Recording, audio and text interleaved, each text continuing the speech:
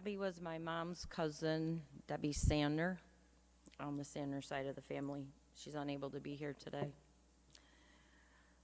I would first like to say how disappointed I am that I was unable to attend today. To Frank, Tammy, Jill, and their families, I am deeply sorry for their loss. I was unable to comprehend what Frank's text message was about. The last time I spoke with Cheryl was the day after her birthday. I never thought that that would be the last time we would speak to each other. My memories of Cheryl are mostly from Cap Tapawingo in Benson and holidays at Grandma Grace's Sanders' home. During my early childhood, we lived up at camp during the summer months. I remember Grandma giving us all tin cups, and we would go out and pick blueberries for breakfast. Cheryl would always help me get to the high ones, as I was the littlest, and my sister liked to push me around. I remember all of us girls sitting on the porch swing with Grandma Grace, and she would sing to us. It wasn't until years later, with grandchildren of our own, that Cheryl and I realized that our favorite song was the same, "You Are My Sunshine." Another memory was of my dad and Uncle Bud putting us girls in a hay wagon and pulling us around the fields with our homemade tractor. We were all giggling as we bounced around and held on for dear life. Cheryl was always laughing and having a good time. I think for Cheryl and I, Benson was a very special place because it was all about family. I believe that's why my memories are so vivid. After summers we were at an end, the next time we would get together was at Grandma Grace's house for Thanksgiving. Grandma had in her hall closet a model kitchen from the plumbing shop. We would play with that every time we went to their home. When I was 8, my brother was born on the 4th of July. My little sister was just 16 months old. Lucky for me, Cheryl came down to help my parents out with all of this. I remember how fun it was having her around. I was 14 when Frank and Cheryl got married. It was the first wedding I remember attending. I am pretty sure my mother told me to close my mouth. I had never seen a real bride before.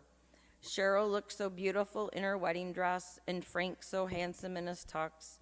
It was like a fairy tale, and all I could think of was Cinderella. I don't remember much about the reception.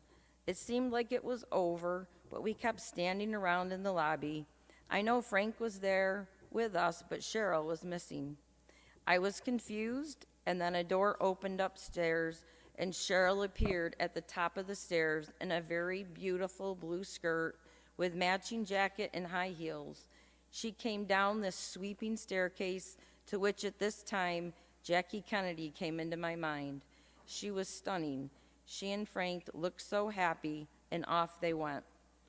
Cheryl, Frank, and Tammy came from what I believe was the last Thanksgiving Grandma would host. After that, a wedding and the occasional funeral were the only time we got to see them. We lost touch. What brought us back together was Cheryl and Frank coming to stock Aunt Cack's refrigerator and attending to the cemeteries. They would always make a point to visit with my mom. Cheryl would bring her carrot cake and flowers.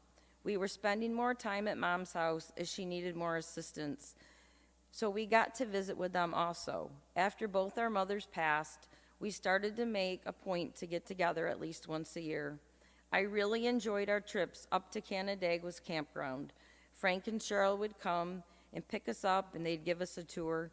We would then go back to the house, and Frank would make us dinner. One year, we ate at the campground. One year, the weather agreed, and Frank took us out on their boat. Cheryl seemed very anxious that day, but we had a great time. This is what I'll remember most about Cheryl.